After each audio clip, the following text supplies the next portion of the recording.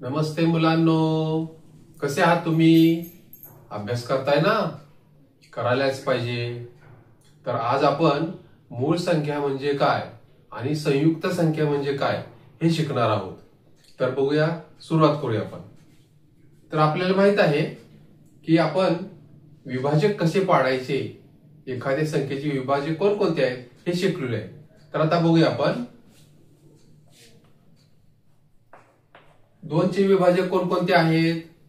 तर दोनचे विभाजक आहेत 1 आणि 2. 1 आणि 2 म्हणजे 2 ला फक्त 1 आणि 2 या दोन संख्यांनी भाग जातो. अजून पुढची संख्या घेऊया आपण आता 3. 3 ला कोणकोणत्या संख्यांनी भाग जातो? तर 3 ला 1 न भाग जातो, 2 न भाग जात नाही आणि 3 न भाग जातो. म्हणून 3 चे विभाजक काय झाले? 1 आणि 3. बरोबर आहे. आता घेऊया 4. आता 4 चे विभाजक कोणकोणते आहेत बघा. तर 4 चे विभाजक आहेत 1. 4 ला 1 न भाग जातो, म्हणजे सर्व संख्यांना 1 न भाग जातो, म्हणून आपण प्रत्येक वेळेस काय लिहितो? आपण 1 लिहितो. दुसरं 2 ने भाग जातो, 2 दुने 4, म्हणून काय लिहायचं? 2. 4 चा दुसरा विभाजक कोणता आहे? 2. 3 न भाग जातो का? जात नाही, आणि मग डायरेक्ट 4 न भाग जातो, म्हणून 4. म्हणजे 4 चे विभाजक काय झाले? 1, 2 आणि 4. आता बघूया 5. 5 घेऊया आपण. 5 चे विभाजक कोणकोणते आहेत? 1. 2 न भाग जातो का 5 ला? नाही जात. 2 दुने 4, व्यतिरिक्त 6, म्हणजे 2 न भाग जात नाहीये. 3 न जातो का? नाही. 3 दुने 6. 4 न जातो का? नाही. 5 न जातो का? जातो. 5 एके 5. तर 5 चे विभाजक काय झाले? 1 आणि 5. आता बघूया 6. 6 चे विभाजक कोणकोणते आहेत बघूया. 6 चा पहिला विभाजक आहे 1. दुसरा विभाजक आहे 2, कारण 2 न भाग जातो, व्यतिरिक्त 6. तिसरा विभाजक आहे 3. 3 दुने 6. 3 दुने 6, म्हणून तिसरा विभाजक आहे 3. 4 न भाग जातो का? जात नाही, म्हणजे 4 विभाजक नाहीये. 5 न भाग जातो का? नाही, मग डायरेक्ट 6. हे झाले 6 चे विभाजक. आता घेऊया 7. आता 7 ला कोणकोणत्या संख्यांनी भाग जातो, म्हणजे कोणकोणते विभाजक आहेत? तर 1. 2 न भाग जातो का? नाही जात. 3 न नाही जात. 4 न नाही जात. 5 न नाही जात, कारण 5 एके 5, 5 दुने 10. 5 च्या पाड्यामध्ये 7 नाहीये. 6 न जातो का? नाही. 6 एके 6, 6 दुने 12. 6 च्या पाड्यामध्ये सुद्धा 7 नाहीये, मग डायरेक्ट 7 न भाग जातो. 7 एके 7. आता बघूया 8. 8 चे विभाजक बघूया आपण आता. 8 ला 1 न भाग जातो, 2 न जातो का? जातो. 2 चोक 8. 2 चोक 8. 3 न जातो का? नाही जात. 4 न जातो का? जातो. 4 दुने 8. 4 न जातो. 5 न जात नाही. 6 न जात नाही. 7 न जात नाही. 8 न जातो डायरेक्ट, म्हणून 8 चा विभाजक आहे हा 8. त्यानंतर किंवा 9. 9 चे विभाजक बघा. 1.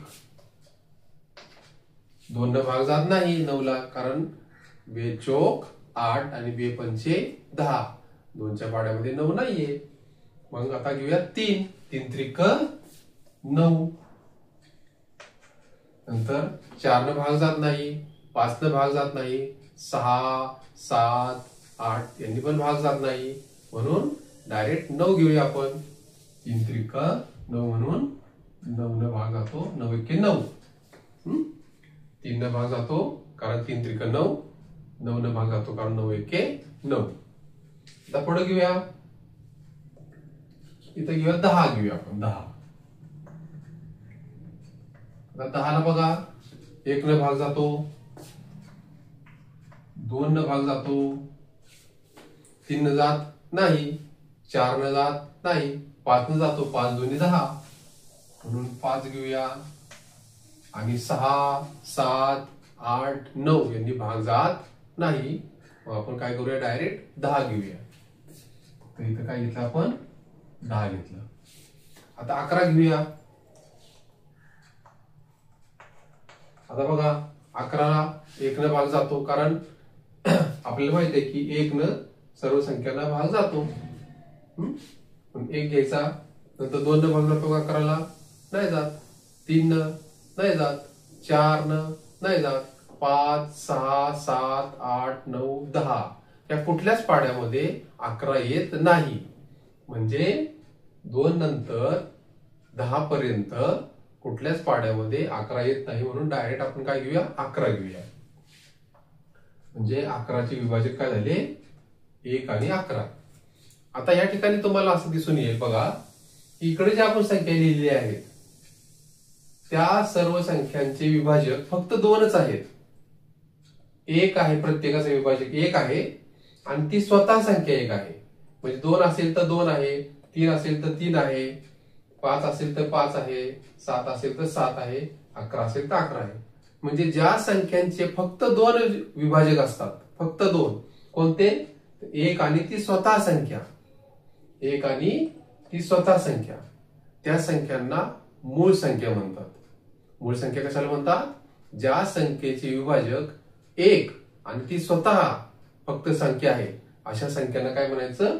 मूळ संख्या म्हणायचं. म्हणजे त्या संख्यांना थोडक्यात काय, ज्या संख्येला कुठल्या संख्येनं भाग जात नाही, ती स्वतः जर संख्या सोडली तर त्या संख्येला कुठल्याच संख्येनं भाग जात नाही, अशा संख्यांना काय म्हणायचं?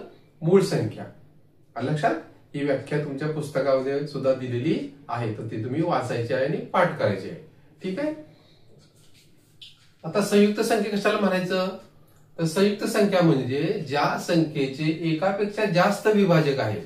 इथं कसं होतं बघा, फक्त 2च विभाजक होते, 1 होता आणि ती स्वतः संख्या होती. पण इथं तसं नाहीये. इथं कसं आहे, एकापेक्षा जास्त विभाजक आहेत. म्हणजे 1 तर आहेच, त्यानंतर ती स्वतः संख्या पण आहे शेवटी प्रत्येक ठिकाणी, पण मध्ये अजून सुद्धा विभाजक आहेत तिचे. अशा ज्या संख्या आहेत, ज्या संख्येचे विभाजक 2 पेक्षा जास्त असतात, त्यांना काय म्हणायचं? संयुक्त संख्या. लक्षात? ज्या संख्येचे विभाजक 2 पेक्षा जास्त आहेत अशा संख्यांना काय म्हणायचं? संयुक्त संख्या. तर या ठिकाणी आपण काय बघितलं? मूळ संख्या आणि संयुक्त संख्या कशाला म्हणायचं. पण याच्यामध्ये बघा 1 हा आकडा आहे बघा, 1. तर 1 ही काय आहे? तर ती मूळ संख्या पण नाहीये आणि संयुक्त संख्या पण नाहीये. 1 ही मूळ संख्या सुद्धा नाहीये आणि संयुक्त संख्या सुद्धा नाहीये. तर अशा प्रकारे आपण मूळ संख्या म्हणजे काय आणि संयुक्त संख्या म्हणजे काय हे आपण आता इथं शिकलेले आहोत. आता आपल्याला काय करायचं आहे? उदाहरण संग्रह 34 सोडवायचा आहे. तर उदाहरण संग्रह 34 आपण काय करूया? पुढच्या व्हिडिओमध्ये सोडवूया. तोपर्यंत तुम्ही काय करायचं आहे? 1 ते 50 पर्यंतच्या मूळ संख्या कोणत्या आहेत आणि संयुक्त संख्या कोणत्या आहेत हे तुम्ही तोपर्यंत शोधून ठेवायचं आहे. तर आपण भेटूया पुढच्या व्हिडिओमध्ये. तोपर्यंत नमस्ते.